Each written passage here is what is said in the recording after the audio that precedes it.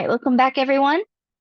We just finished up with the Shall I Compare Thee to a Summer's Day, showing that Shakespeare, it kind of changes the meaning of the poem. He's almost bragging that, because of his poem, her beauty will stay alive rather than um, just because of her beauty that he's trying to make immortal through the poem. But again, at the very end, it's very bragging that the lover's beauty will stay alive because of the poem. All right. So now starting with Do Not Go Gentle Into That Good Night. This is by Dylan Thomas, written in the early 1900s. So we have Do Not Go Gentle Into That Good Night. Old age should burn and rave at close of day. Rage, rage against the dying of the light. So the fact that you know, at close of day, remember we had talked before with short stories, usually close of day, evening into late night usually is the reference to old age leading into death. So it is very much a theme that um when we're going to die, it should be, that we go out with a bang, not um allow ourselves to slip into death. The wise men at their end know dark is right, because their words have forked no lightning, they do not go gentle into that good night. So you can see with the repetition of this phrase and this phrase, rage, rage against the dying of the light, that these are kind of our mantras to remember, but also it goes back to the um, bardic times where you would repeat lines to try to remember parts of the poem. And we'll get back to that, why the repetition is so important afterwards. So saying that even though wise men know that dying is what's right for them, they do not go gentle into that good night. Good men, the last wave by, crying how bright their frail deeds might have danced in a green bay. Good men who still have things left to do, rage, rage against the dying of the light. Wild men who caught and sang the sun in flight, and learned too late they grieved it on its way. Do not go gentle into that good night. So not just good men who are worried that um what they've done will be forgotten or that they didn't get to do everything. Even wild men who, you know, grabbed life by the horns and sang the sun in flight, kind of Icarus like going towards the sun and learned too late.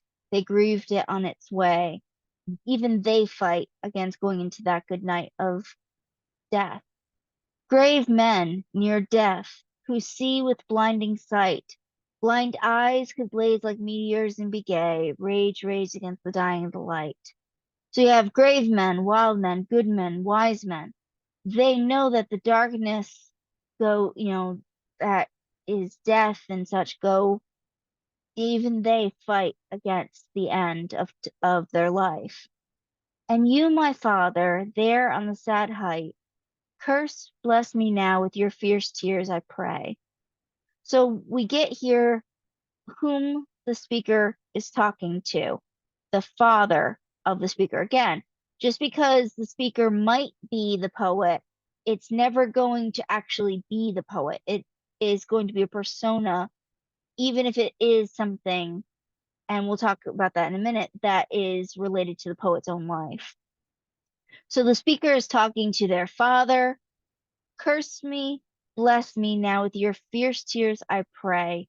Do not go gentle into that good night. Rage, rage against the dying of the light. So, on one sense, it's against, old age and that we should fight against death. Someone who is clearly, the mood is that of sadness, the tone, that the author wants, the author is sad or the speaker is sad and wants their father to not, age, not be taken from them. But with this too, curse, bless me. Curse me, bless me. I don't, basically, the speaker is saying, I don't care what you do, just remember me. So this is showing too that it's not just about death itself, but about Alzheimer's and dementia. And it is something that Dylan Thomas's father suffered from Alzheimer's disease. And especially that this poet, his persona is a key to that. That's, who would curse you? Why would your father curse you at the end of his life? Well, if he was not himself, if he was losing his memory. So the poet is basically saying, don't slip into death, don't slip into the darkness that is memory loss. Fight against it. Don't just let it happen. And it's very much a sentimental poem. It's often given, you can see it's an occasion poem, often given at funerals. Um, but it has a lot of meaning. One obviously being that the poet, the speaker specifically, not the poet themselves, but the speaker doesn't want their father to slip into Alzheimer's and forget them entirely, because it is a terrible disease to watch someone go through before their life ends. Modern audiences also see a different interpretation from this poem. So this is a great example of how what the poet or writer intended. If the text supports what the meaning is that a reader gets out of it, it doesn't matter what the writer intended. It matters that the text supports the argument. So another alternate um, reading that many modern audiences have is fighting against mental health and depression, and that in even when it's difficult, even when wise men know that death is easier, good men know that death is easier, wild men, grave men, we should all, it just like Alzheimer's is a difficult battle, anything with mental health is a difficult battle. So a lot of people see this as a poem that kind of represents that battle and that they go through every day to fight and try to fight against um, mental health battle, especially depression, winning. So that is that poem. Next one, continuing on the theme of death, we have Emily Dickinson's Because I Could Not Stop for Death. This is one of her more famous poems. I do have in here that I want to mention. Bob Dylan's Nobel Prize in Literature lecture is not required for you to watch, but it is there if you would like to, if you're interested. Like, how does a singer-songwriter win a Nobel Prize in Literature? And he gives a lecture that basically explains it. Also, specifically with Because I Could Not Stop for Death, this is in a poem that is written in what we call common meter. So I won't play the video because of copyright issues, but this is here that technically the Pokemon theme song is also in common meter, that you could read the poem to the Pokemon theme song. So just an interesting tidbit for you.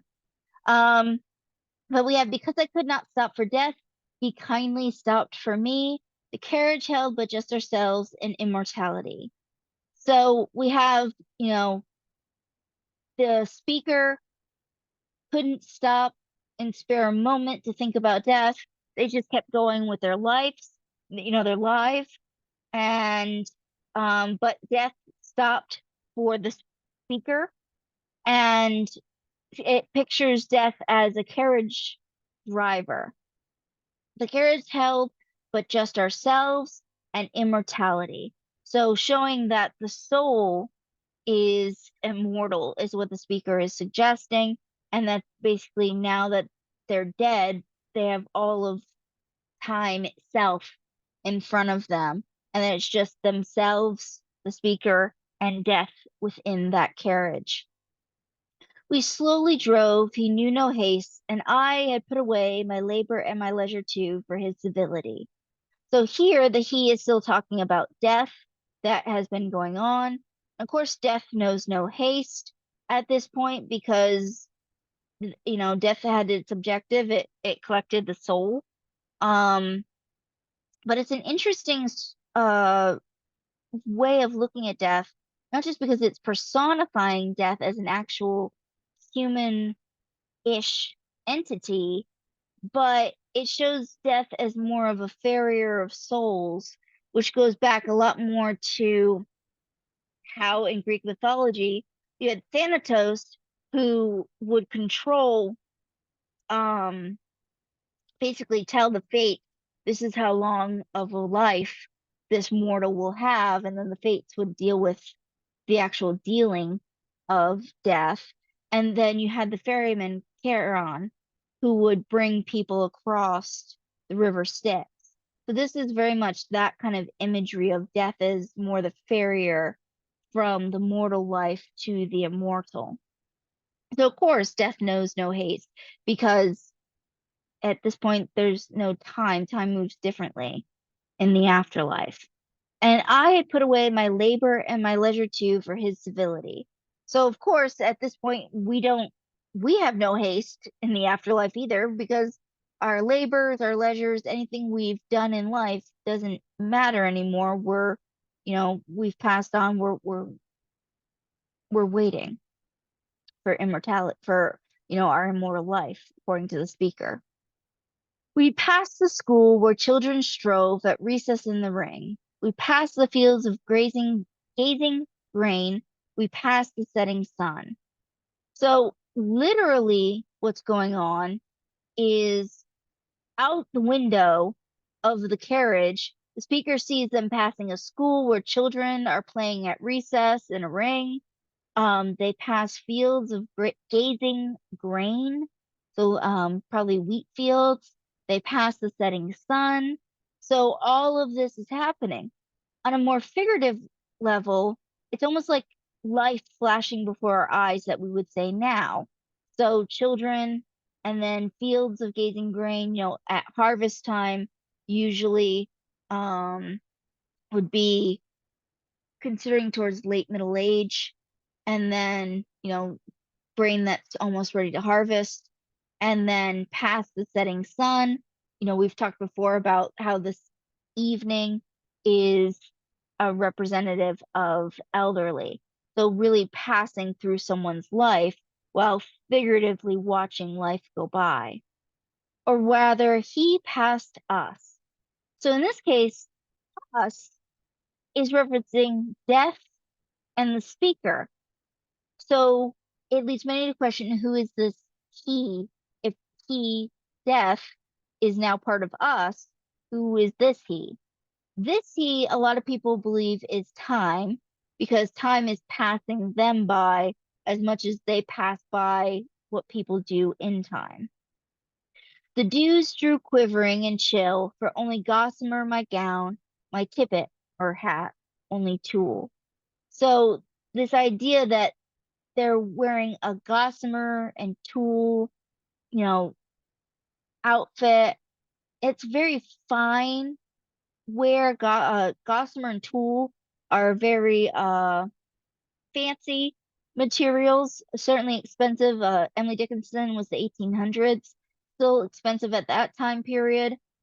So usually a gossamer gown, why would someone, they're cold, why would someone only be wearing a gossamer gown? Well, if you wouldn't wear it on a normal everyday thing because you could accidentally tear it. So, but considering they've been picked up by death and they're in the carriage, many people see this as their funeral attire, that the speaker is in their funeral attire, which, their gown made of gossamer, a dress made of gossamer and tulle, outfit. Um, shows that this is most likely a funeral procession as well, because at this time, we didn't have hearses because we didn't have cars, so you would have carriages that would act as hearses. So this is the progression to the grave. They're literally, the dead body is passing by all these things that are happening at the same time as figuratively time and passing them by. We paused before a house that seemed a swelling of the ground. So this lets us know, the house, the final resting place of the body would be like its house, the grave. That would be the swelling of the ground. So you have this, circular, think of the swelling of the ground. That would be the freshly dug grave. The roof was scarcely visible, the cornice in the ground. The cornice, or basically the corner in the ground. So again, graveyard in the ground. The roof of, the top of the coffin isn't visible anymore. So again, this reinforces the imagery of the procession to the grave. Since then 'tis centuries, and yet feels shorter than the day, I first surmised the horses' heads were toward eternity.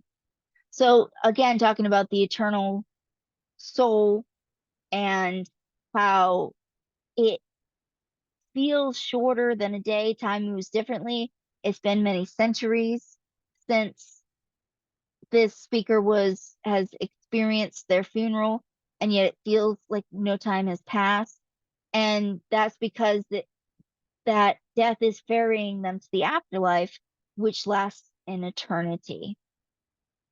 All right, so more fun one, and uh then we'll get back to some of the more serious ones.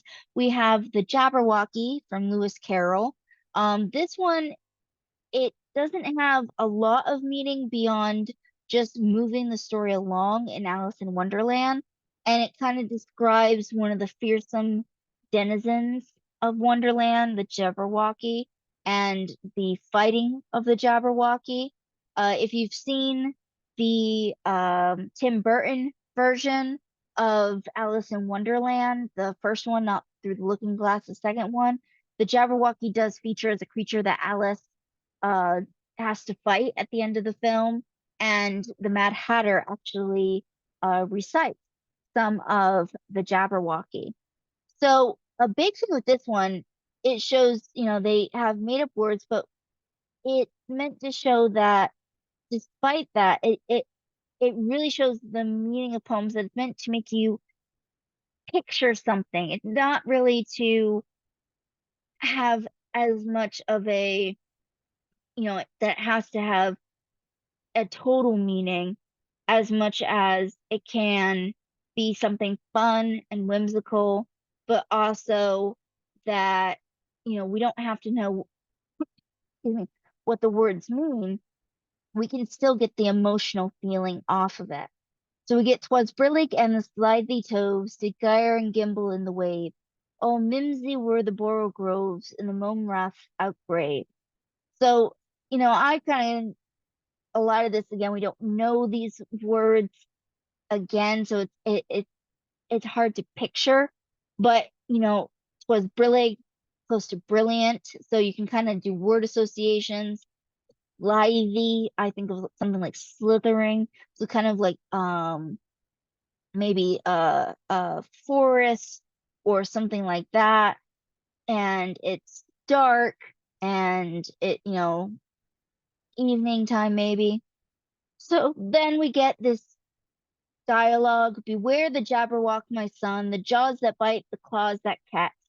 So even though we don't know what a Jabberwock is, and we never truly get a description, again, if you've seen the Alice in Wonderland by Tim Burton film, that film portrays it as kind of like a dragon-like creature.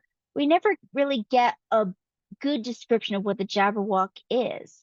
But by the fact that it has jaws that bite and the claws that catch, I kind of know from that it's not a good creature someone would want to meet. It's probably a dangerous creature. Also, the fact of beware. Beware the jube bird and shun the frumious bandersnatch. Again, we get this. We don't know what they are, but we know that they're not things you would want to meet on a normal walk. He, so probably the person who's just been addressed, took his vorpal sword in hand. Long time the maxim foe he sought. So rested he by the tum-tum tree and stood a while in thought. So again, we don't know some of these words, Well, you kind of get this picture of a journey that this person's been warned that about the Jabberwock and some of the other creatures they might encounter. He has a sword. Goes searching for this foe, and then, kind of gets tired, takes a breather under a tree. And as in uffish thought he stood, the Jabberwock with eyes of flame came whiffling through the tulgey wood and burbled as it came. 1, 2, 1, 2, and through, the vorpal blade went snicker snack. He left it dead, and with its head, he went glumping back.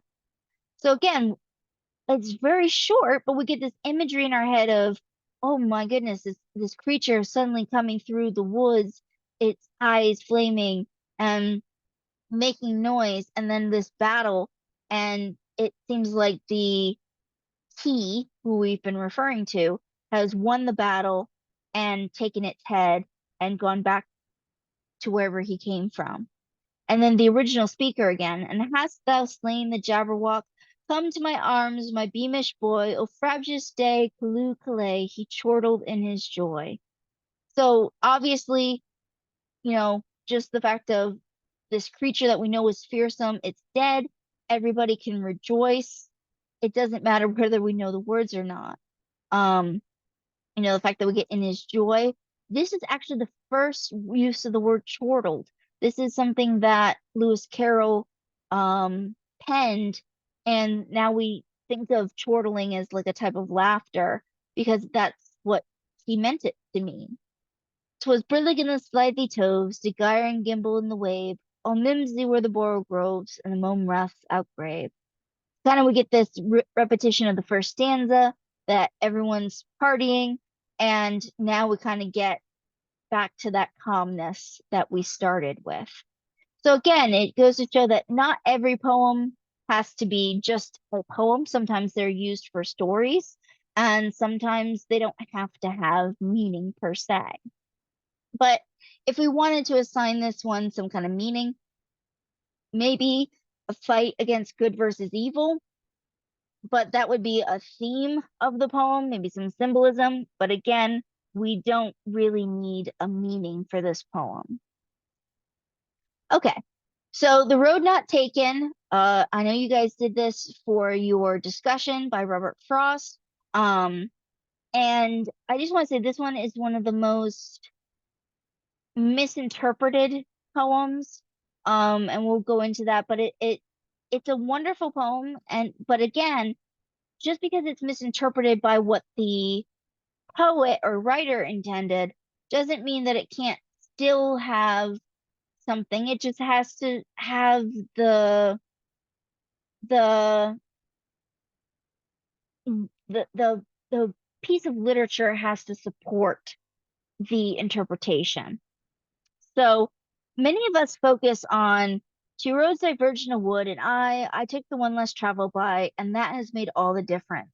And we take that interpretation from those 3 lines alone to be that, don't follow the crowd, take the road less traveled, take the unique path because we are unique individuals, and we focus so much on that. And it is a good message that, we don't always have to follow the crowd. However, it's only supported by 3 lines. This other interpretation that I'll give you is supported by the rest of the poem. 2 roads diverged in a yellow wood, and sorry I could not travel both and be one traveler. Long I stood and looked down one as far as I could to where it bent in the undergrowth. So we have both literally what's going on of a traveler who is the speaker is in a probably autumn wood based on it being yellow, and they come to a fork in the road. You remember from Hills Like White Elephants that any type of crossroads, it also references not just literally what's happening, that they're faced with 2 different paths through this wood that they could take either one, but they can't take both and be the same person. That it also is figuratively a time for a decision. So he looks down one as far as I could go, as far as I could, to where it bent in the undergrowth. So looking basically as far ahead as you possibly can down each path, literally, but also at what could happen with each choice. Then took the other as just as fair and having perhaps the better claim because it was grassy and wanted wear. So the speaker says, I took the one that appeared to be less traveled because, not many people had taken that path. Though, though starting it this way shows a contrast. As for that, the passing there had warned them really about the same. So in reality, they both really were about the same path, and he was mistaken in thinking that one was better than the other because it was less traveled. And both that morning equally lay in leaves no step had trodden black, saying that literally that morning that he's going down the two different paths, neither path had been taken yet. So equal, so even though one looks like, oh, it's the one that not everybody goes down, in the end, both of them were ones that he hadn't gone down, and both of them could have been good paths to take, but he took the one less traveled by. Oh, I kept the first for another day, yet knowing how way leads on to way, I doubted if I should ever come back. So this again lets us know that, yeah, if he's literally talking about a path, he could go back and travel it another day. Um, but he's not sure he'd ever go back. Figuratively, he's talking about once we make a decision, we can't go back on that decision. And so, you know, in reality, what could have happened if he had gone down the path everyone else did? He clearly got to the same place. So what would have happened had he gone down the one that everyone else had done? Would it have been easier? Would it have been just as difficult? Who knows? I shall be telling this with a sigh, somewhere ages and ages hence. So this too, because it could be a happy sigh, it could be a frustrated sigh. We don't know. And this is where it kind of leads up to interpretation. Two roads diverged in a wood, and I took the one less traveled by, and that has made all the difference. So here, based on the interpretation, you know, if we use the rest of the poem, it's most likely that the sigh is kind of a type sigh, I'm saddened because I can't go back and walk the other path. If I would have gotten to the same ending just as easily or easier. Um, but you can also interpret it as that individualism and taking the unique path. Now, sometimes two paths will lead you to the same place, and one that everyone follows, the reason everyone follows that path is because it's the easy way to get there. Some people take the path that no one else takes, and you get to the same destination, but through a harder path. It doesn't mean necessarily it wasn't worth taking, but it again, this poem leads to a lot of open interpretation that it's not just an interpretation of, oh, happy days, I took the individualistic path and everything was great. There are many different interpretations to this poem. All right, Leda and the Swan is by W.B. Yeats. Yeats is part of one of the greatest poets of the English language. He's Irish. He was part of what was called the Irish Revolution in literature. Not the not that he wasn't alive during a lot of the actual Irish Revolution against the British, but in literature at least, it was a revival of Irish mythology and Irish language because the British had, in conquering Ireland, had tried to um, force people to use English and almost forced the death of the Irish dialect of the Celtic language, and that many people didn't know Irish mythology. So W.B. Yeats and many others of the Irish literary revolution were trying to bring back their cultural heritage. So in this one, it's not actually Irish that he focuses on. It is a Greek myth of Leda and the Swan. So in Greek mythology, to kind of give some background so that the poem makes a little more sense, Leda was a mortal queen, and she was married to a mortal king. And um, she was already pregnant with twins, a boy and a girl, um, Clytemnestra, and I always forget the two boys' names. But one of the boys and by this mortal king. Um, and she happens to be in a forest, and Zeus sees her and falls in love with her, as Zeus is wont to do. And as Zeus is wont to do, he decides that he is going to force the girl to be his, even though she's already married to a mortal king, it doesn't matter to Zeus because he's king of the gods. He can take what he wants. Um, from this union, uh, well, while Leda is there, Zeus cannot be himself approaching Leda, the girl. Um, so he approaches her and takes her as a swan, and that was so he could hide from his wife Hera. But from this, Leda has her original twins, Clytemnestra and one of the boys, and a second set of twins. Um, so it's basically quadruplets, but two sets of twins with different fathers. And the second set of twins has a second son. Um, and the first of the second set of twins is Helen of Troy. So this is how Helen of Troy was born. She is technically a demigoddess, daughter of Zeus. So we have a sudden blow, the great wings beating still above the staggering girl, her thighs caressed by the dark webs, her nape caught in his bill. He holds her helpless breast upon his breast. So describing the physical act of the swan taking Leda. How can those terrified, vague fingers push the feathered glory from her loosening thighs?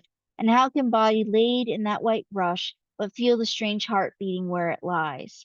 A shudder in the loins engenders there the broken wall, the burning roof and tower, and Agamemnon dead. So basically, how could she have fought against a god?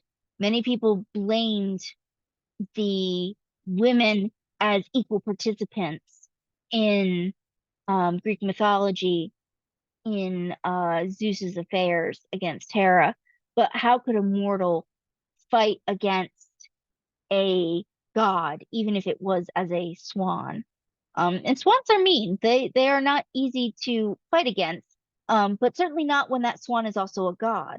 Um, but from this union, we get the broken wall. This is the broken Trojan wall. There was a wall around Troy, and so this is referencing the Trojan War. The burning roof and tower. This is where Paris and his family, the king and queen of Troy, were when the Greeks took back Helen. And Agamemnon dead. Agamemnon is Clytemnestra's husband, and he is killed by Clytemnestra because of his actions during the Trojan War. Being so caught up, so mastered by the brute blood of the air. So, of the air, Zeus was god of the skies and of the air. Did she put on his knowledge with his power before the indifferent beak could let her drop? So basically suggesting, does Leda actually know what will happen years hence? Because Zeus knows what will happen because he's king of the gods. He can see into the future. He knows that from this union, Helen of Troy will be born, that the Trojan War will be fought, that over Helen, um, who was kidnapped herself. Um, Many people think she willingly goes with Paris, but she's actually kidnapped in many interpretations and translations of the Trojan War story. And she had no choice in the matter herself, based on the story.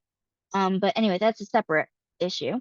Um, and when if you read this poem Helen that we have in our reading list, that one kind of focuses very much on, again, Helen was kidnapped by Paris because Paris was promised by Aphrodite, the most beautiful woman in the world, and Aphrodite interfered and made Helen go with Paris.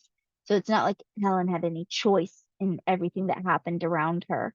So this is focusing back on Leda, though.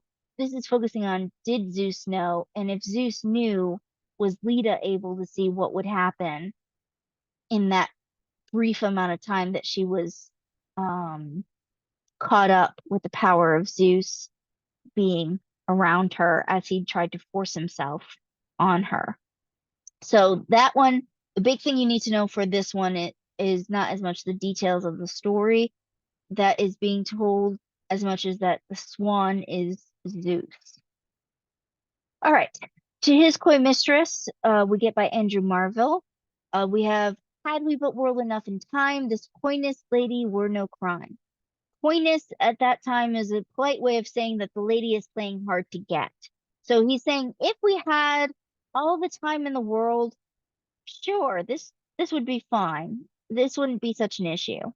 We would sit down and think which way to walk and pass our long loved stay. Thou by the Indian Ganges side shouldest rubies find. So basically, while they're sitting and walking, she might walk by the river Ganges in India and find rubies. The myth of that time period, as India was being conquered, was that there were rivers, and alongside the rivers there were treasures, and that the treasures were being hidden from the British. So it kind of references that. I by the tide of Humber would complain. So the Humber River is in England, so we'd be far apart from each other, and I'd be by this boring river, you'd be by this really cool river, and I'm just gonna sit there and complain. I would love you 10 years before the flood, and you should, if you please, refuse to the conversion of the Jews. So this talks about spatial. This one here, these lines talk about time. I would love you 10 years before the flood, meaning before Noah's flood, is I would love you from before 10 years, from 10 years before the flood happened, all the way up to, you know, all through time, I would love you. And if you wanted to, because we have all the time in the world, um, there was a idea that there would come a time when the Jews would convert to Christianity. So it's very much a British Christian centric viewpoint. It is certainly a little bit anti-Semitic, and but it was the idea that you could refuse me all the way until the Jews are finally converted to Christianity, whether that time actually comes or not. My vegetable love should grow vaster than empires and more slow. Basically, my love has the ability to grow, and it will grow large. It will be patient. It will be grow slowly, not rushed into love. 100 years should go to praise thine eyes, and on thy forehead gaze. 200 to adore each breast, but 30,000 to the rest. So he's saying, I take all this time in the world to praise every individual part of you. An age at least to every part, and the last age should show your heart. For lady, you deserve this state. What I love at lower rate.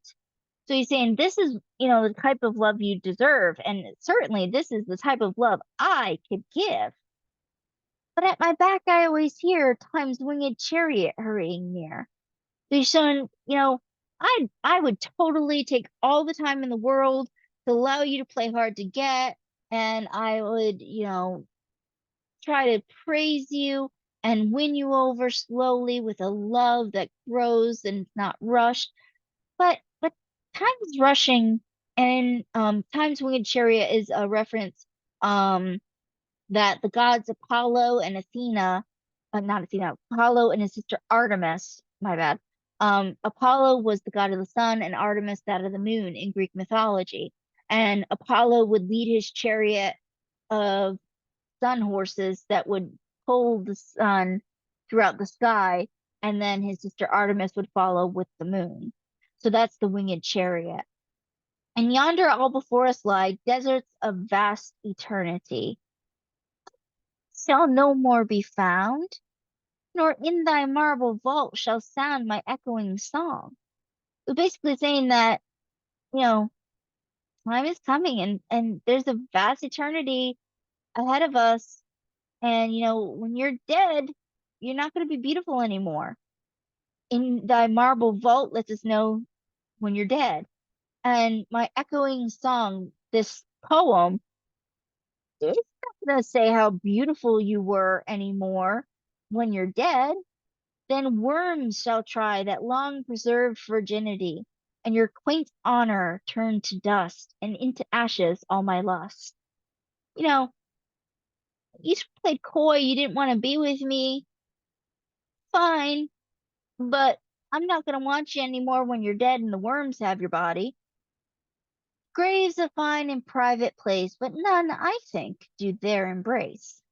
Well, unless you marry Shelley, according to some rumors, but it's still the idea of that he's not going to sleep with her anymore or want to sleep with her, with his lust, when she's dead. Now therefore, while the youthful hue sits on thy skin like morning dew, and while thy willing soul transpires at every pore with instant fires, now let us sport us while we may, and now, like amorous birds of prey, rather at once our time devour than languish in his slow chapped power. So he's saying now, while we're young, while we're willing, while we're passionate, while we're lustful towards each other, let's have sex. Let's, do what we want to do. Don't play hard to get. Don't notice he's not mentioning marriage anywhere, not saying, "Oh, marry me and then we'll do all this stuff." He really is just young and wants to be with her. And this is his way of wooing her into his bed. And that they'll basically sport us while we may.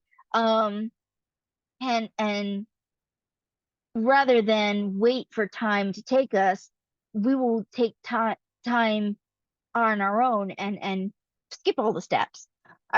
Let us roll all our strength and all our sweetness up into one ball and tear our pleasures with rough strife through the iron gates of life. Thus, though we can't make our sun stand still, yet we will make him run.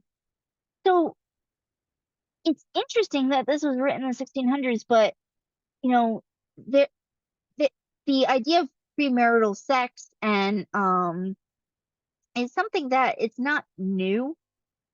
Shakespeare got married because his afterwards wife, Anne Hathaway, got pregnant because of premarital sex.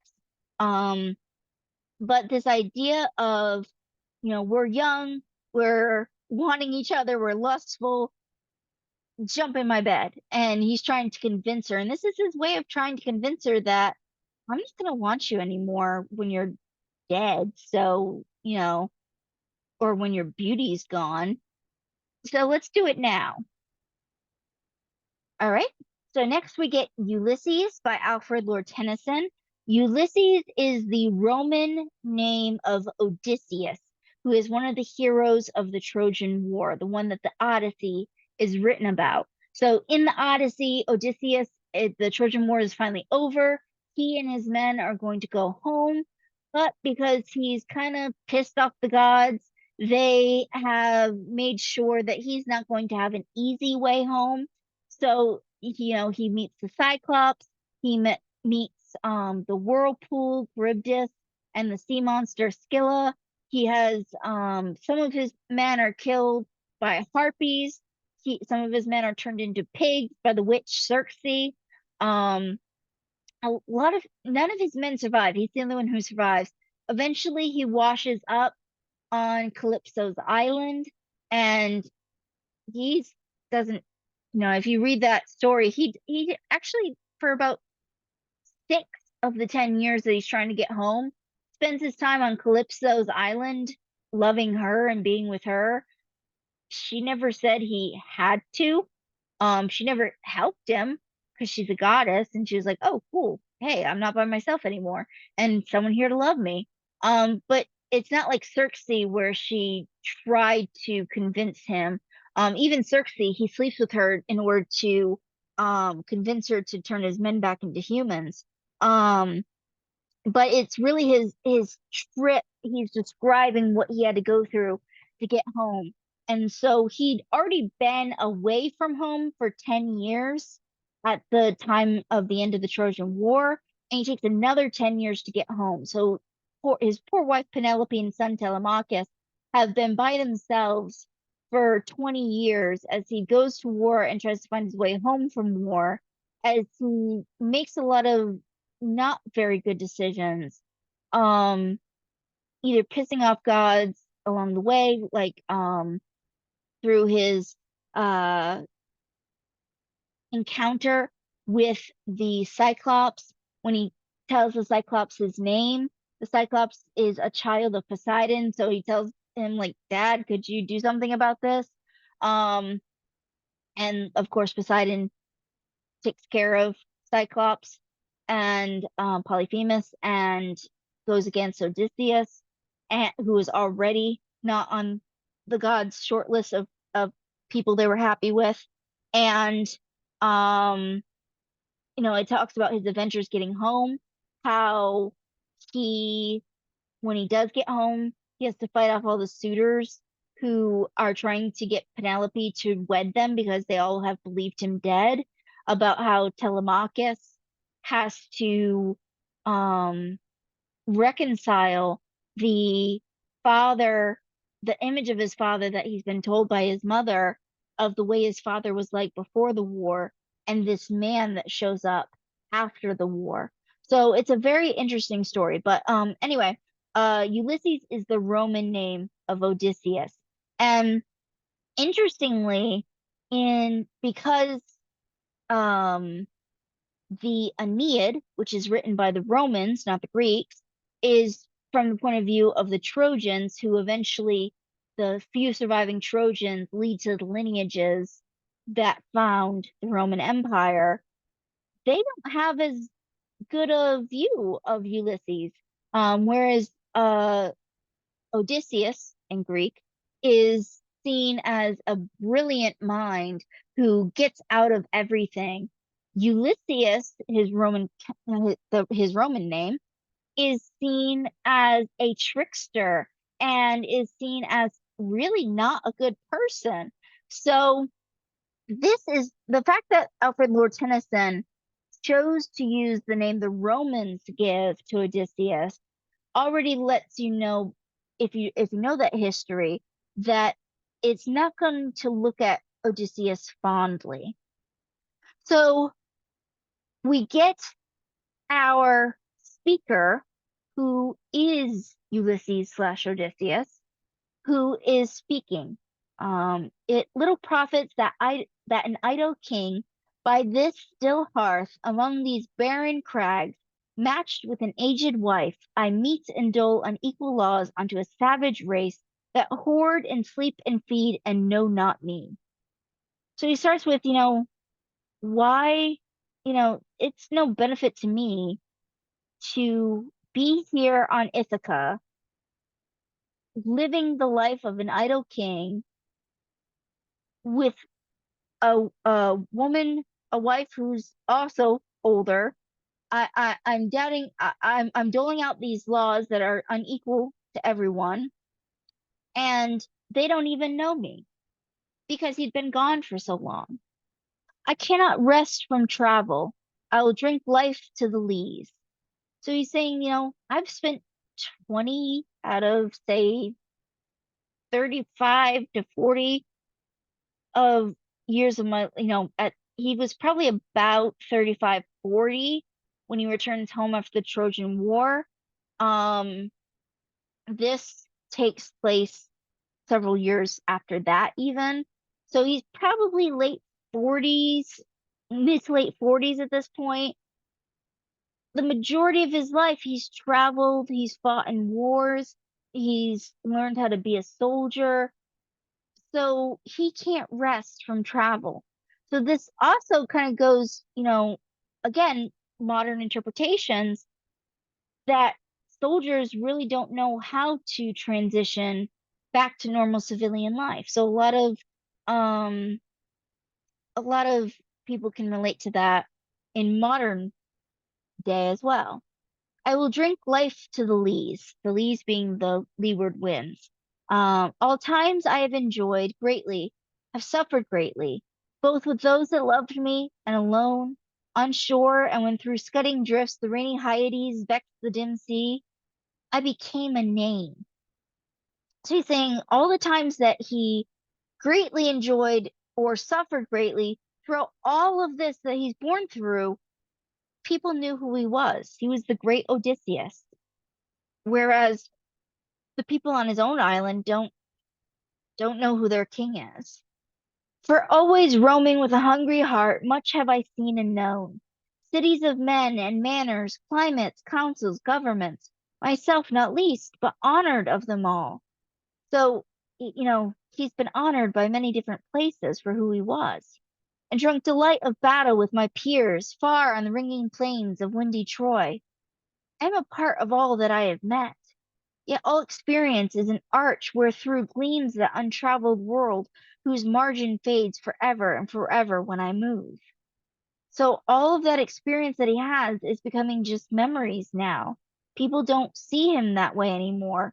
And there's so much more to the world that he hasn't traveled yet. How dull it is to pause, to make an end, to rust unburnished, not to shine in use.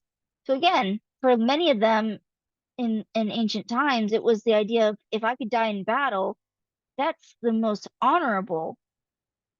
Why would I want to wither and decay doing nothing and nobody knowing who I am? As though to breathe were life, life piled on life were all too little, and of one to me little remains. But every hour is saved from that eternal silence, something more, a bringer of new things, and vile it were for some 3 suns to store and hoard myself, and this gray spirit yearning in desire to follow knowledge like a sinking star beyond the utmost bound of human thought. So instead of saying 3 years, it's easier to say 3 suns. So it's been 3 years since he returned home from the war finally. And he sees that, he's already kind of sinking into despair and feeling itchy that he needs to get going. This is my son, my own Telemachus, to whom I leave the scepter and the isle. He's saying, my son grew up here. Everyone knows my son. Why shouldn't he be the king? Well loved of me, discerning to fulfill this labor, by slow prudence make mild the rugged people, and through soft degrees subdue them to the useful and the good. People know Telemachus, they love Telemachus. They'll be more willing to listen to him. Most blameless is he, centered in the sphere of common duties, decent not to fail in offices of tenderness, and pay meet adoration to my household gods when I am gone. He works his work, I mine. Showing that Telemachus is, as I said, perfectly adapted to be king. So why should he not be king? Let him be king of Ithaca, and Odysseus go back to traveling and being the wandering soldier. There lies the port, the vessel puffs her sail. There gloom the dark broad seas. My mariners, souls that have toiled and wrought and thought with me, that ever with a frolic welcome took the thunder and the sunshine and opposed free hearts, free foreheads. You and I are old. Old age hath yet his honor and his toil. Death closes all, but something ere the end, some work of noble note may yet be done, not unbecoming men that strove with gods.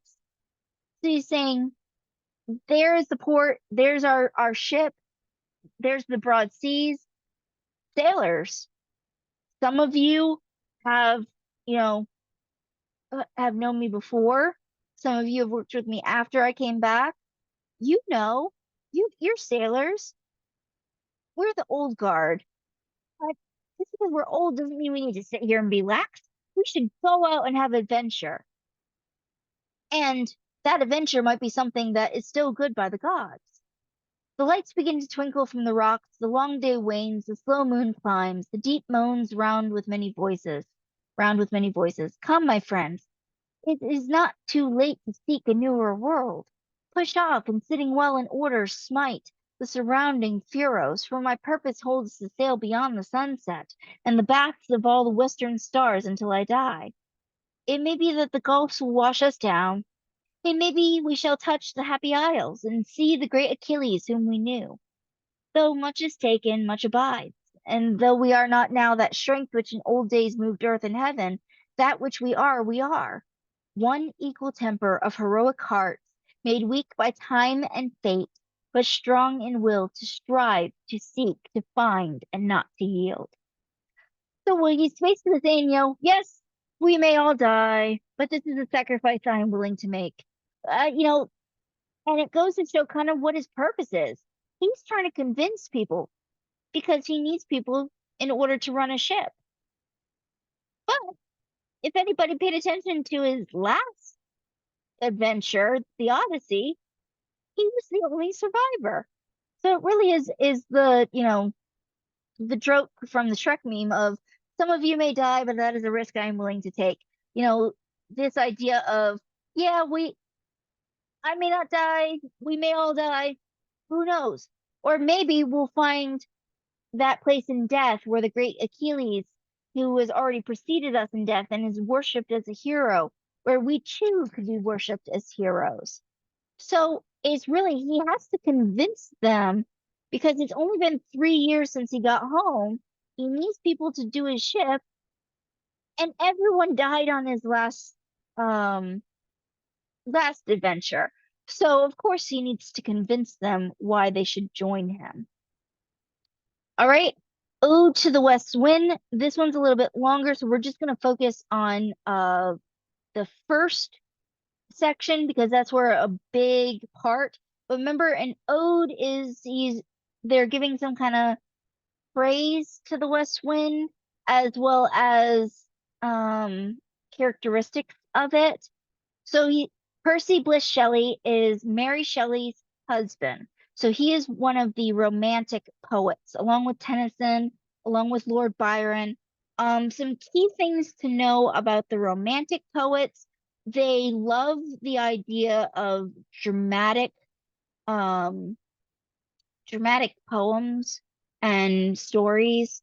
We'll see that especially with how Victor Frankenstein is in the Frankenstein novel. He's very dramatic, very much a romantic with a capital R, not romantic like with love. But the romantics believed in nature. They idealized far off places, magic, anything to do with battle, was idolized of, oh, you could be a great hero. They were obsessed with mortality and death. And like I said, very dramatic sometimes. Um, you'll see that especially with Lord Byron. He's very, very dramatic sometimes. But even some of their contemporaries, Samuel Taylor Coleridge, who had the Lime Tree, my Bower Prison. It's very, oh, I shall never see my friends again. Oh, but it's not the worst thing in the world. They'll see things, I'm not going to die. I mean, I thought I was going to die, but I'm not going to die. Well, anyway, so those are some uh of the ideas of the romantic poets. So we get Percy Bysshe Shelley. He is known for his poetry, um, even from before he married Mary. And this one we have is Ode to the West Winds. We have, O wild west wind, thou breath of autumn's being, thou from whose unseen presence the leaves dead are driven, like ghosts from an enchanter fleeing.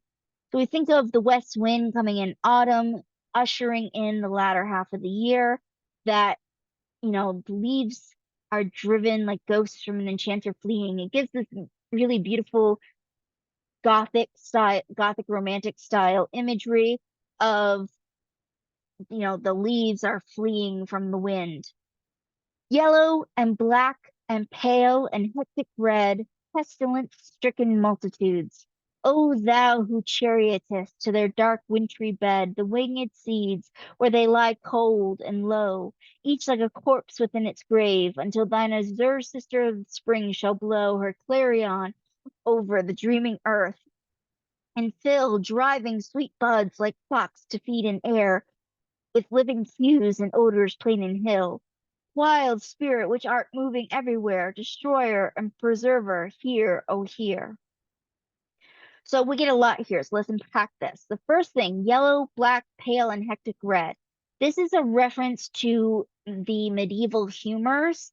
Now, obviously, we have not quite modern medicine. This is the late 17, early 1800s that Shelley was writing, but it was the idea yellow was bile, black is a different form of bile, pale, um, would be mucus, hectic red, blood. These were the four humors. And if you were lacking one of the humors in medieval medicine, then that would be the cause of some of your illnesses. If you had too much, like for example, oh, you have too much in the blood humor, we'll take some out by leeches and that will fix your ailments. So that is partially due to it. He also says pestilence-stricken multitudes. Other things at this time period, yellow fever, black plague, um, red could be smallpox. You have a lot of different um, of these that are pestilence-based diseases that it both references the humors of medieval times as well as pestilence.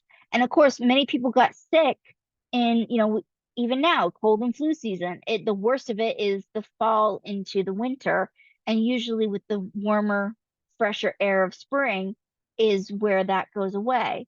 So this idea that you are bringing, you, the west wind, are bringer of the pestilence and plague. You who are bringing to their dark wintry bread the winged seeds where they lie cold and low. So all the seeds that have fallen from summer are now buried beneath the ground, hiding from the wind and stasis. A lot of things are dead or dying until spring comes and she wakens everything and wakens the flowers and all the crops. Wild spirit, which aren't moving everywhere, destroyer and preserver, hear, oh, hear. So this is kind of uh, an interesting, um, not binary, but interesting contradiction that the ode to the west wind or the west wind is both a destroyer and a preserver of life. It destroys life, old life, but also protects and forces seeds into their corpse within its grave, into the ground to be prepared for the long winter that are preserved until spring can come and bring through. So the rest it kind of talks about how the west wind comes leading up to spring eventually. And it's again very dramatic imagery, very much of a romantic poet. All right. Poe we studied from his Cask of Amontillado. This is actually one of his love poems, Annabel Lee. He has a few poems, obviously most famous being The Raven. So he has, it was many and many a year ago in a kingdom by the sea that a maiden there lived whom you may know by the name of Annabel Lee. And this maiden she lived with no other thought than to love and be loved by me.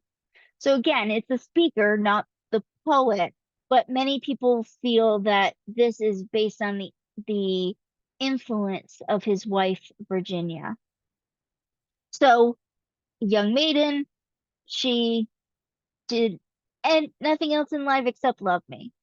I was a child and she was a child in this kingdom by the sea, but we loved with a love that was more than love, I and my Annabel Lee, with a love that the winged seraphs of heaven coveted her and me. So showing that, we may not have been as old as people who think they know what love is, but we know what love is. That's what matters. We're in love. And it was more than just love. It was true love. And such a love that, the winged seraphs, so the angels of heaven, were jealous of that love. And this was the reason that long ago in this kingdom by the sea, a wind blew out of a cloud, chilling my beautiful Annabel Lee. So he's saying that because the angels of heaven were jealous of their love, a wind, not unlike the west wind we just talked about, chilled basically anyone who sudden chill um could have been illness and then death. Um but this idea of killing is Annabel Lee. So that her high-born kinsman came and bore her away from me to shut her up in a sepulchre in this kingdom by the sea. So this lets us know that it didn't just chill her, like, oh, literally she just got a little bit cold. It killed her.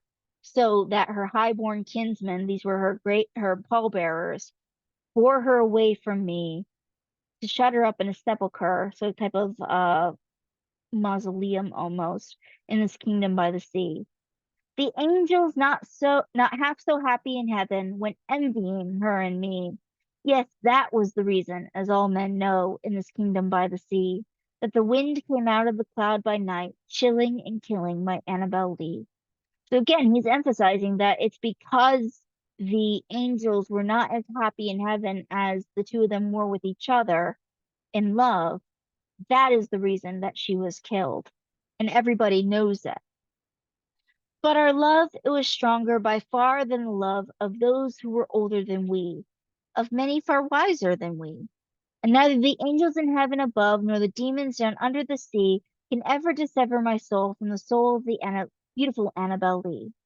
So he's showing that even those who are older and wiser than us, this wasn't some puppy dog love. This wasn't some love that rose eventually from an arranged marriage that, we can eventually have some kind of love with each other. This was a true soul to soul soulmate type love.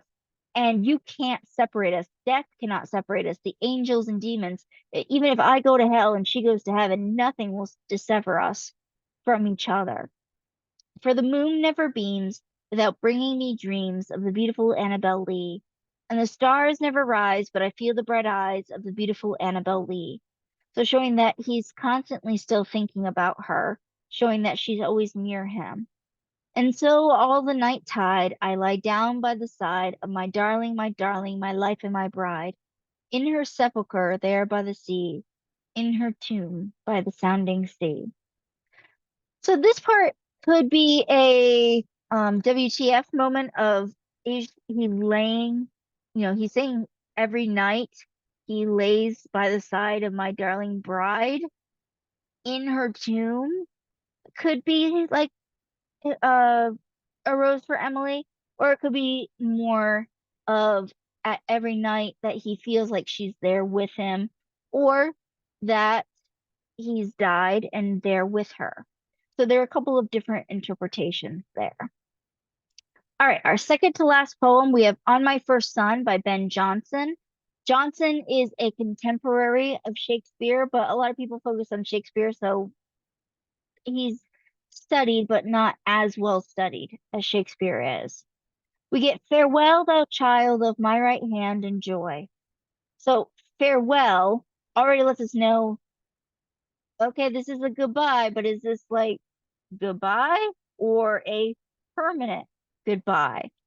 Thou child of my right hand. So usually, right hand man, you are the child, you are my best bud, you're there for me, and you're my pride and joy. My sin was too much hope of thee, loved boy. So his sin, his crime, is that he loved his son too much. That automatically lets us know that it's probably not just a, hey, I'll see you later farewell. It's probably a permanent farewell. 7 years thou wert lent to me, and I thee pay, exacted by thy fate on the just day.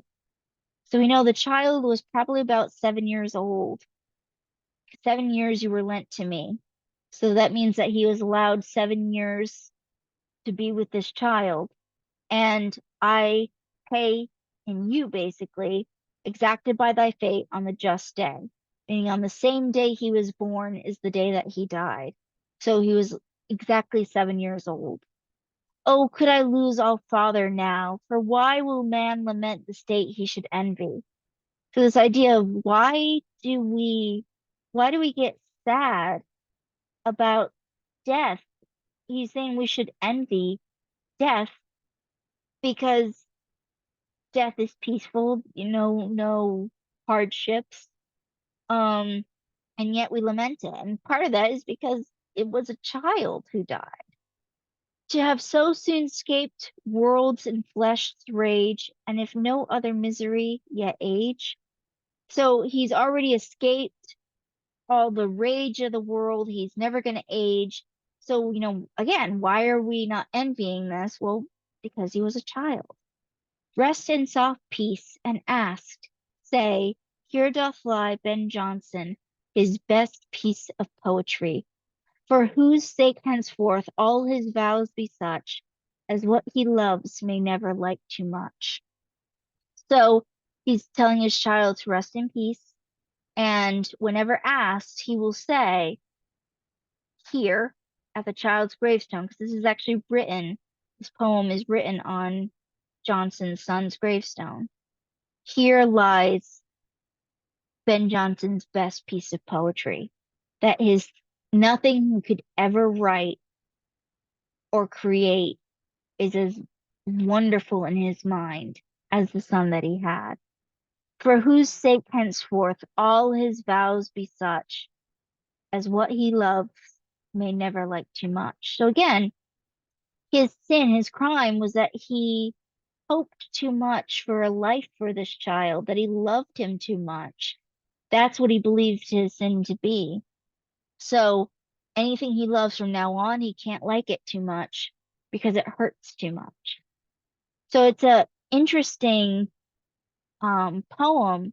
And a lot of people, the first time they read it's sad because you think of, oh my God, this, you know, he's writing about losing his son. But when you've read it, as say someone who's young, it takes on a much different meaning as say someone who's a parent. And so this too can show how, like I said before, that our experiences, we bring them with us to our readings, and that changes how we perceive these readings. All right, our last poem, I'm going to switch our screen share because I couldn't find it easily on the web like everyone else. So I have here, this is Sonnet 64, William Shakespeare's Sonnet 64. And we actually studied Jen Bervin's erasure of Sonnet 64. But I wanted to be able to show you what erasure poetry means. And I'll put a link up.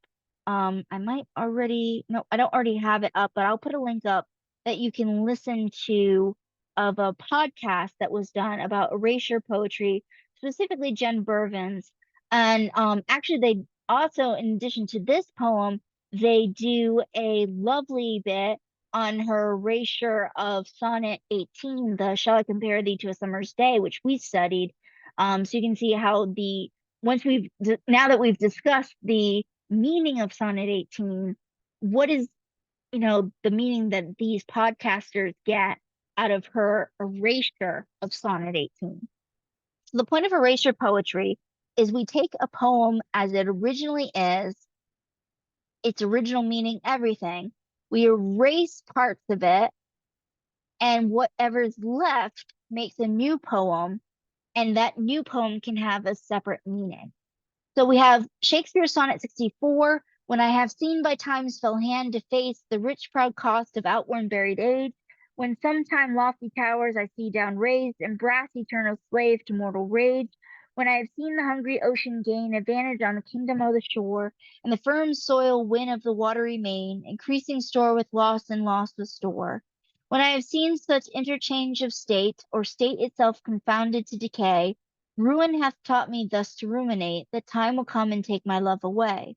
This thought is as death which cannot choose, but weep to have that which it fears to lose. So this idea of that watching time ravage everything and losing everything is the original meaning of Shakespeare. So I've bolded the lines that Bervin kept. Everything else that's in gray is what she has erased. So her poem is I have seen towers down raised, loss, loss. So this gives a much different imagery, and she is a modern poet.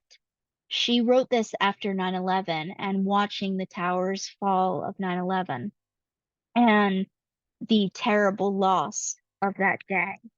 And so you can see here, she's erased the majority of Shakespeare's poem.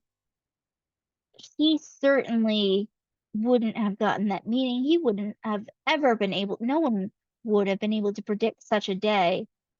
And yet, even as a modern poet, we can see through this meaning, this new meaning, in just a few lines, just a few words left from a few lines of a Shakespeare poem, and it created a poem that's entirely new.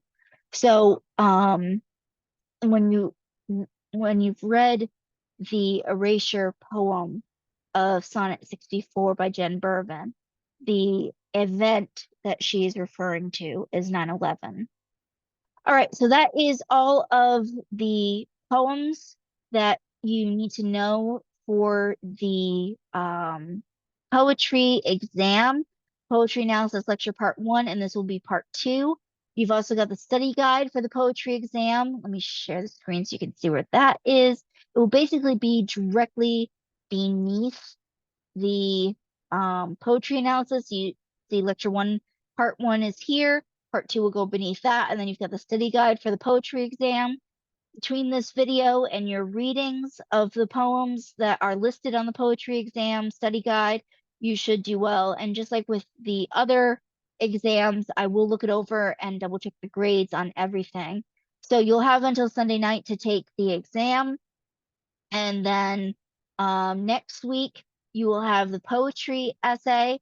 So I will do a separate video about how to do this essay, similar to how I did with the short story essay video. And then our next module that you'll be working on is our novel module, and it will focus on Frankenstein. And I'll do a separate video going over Frankenstein. It'll probably be 2 parts, because the first part will be for the first half of the book, and then the second part for the second half of the book for this summer session. All right, I will see you all around on Canvas.